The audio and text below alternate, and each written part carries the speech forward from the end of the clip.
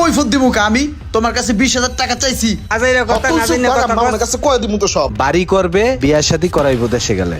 তোর টাহা আমরা খাই, তোর টাহা আমরা গেলি।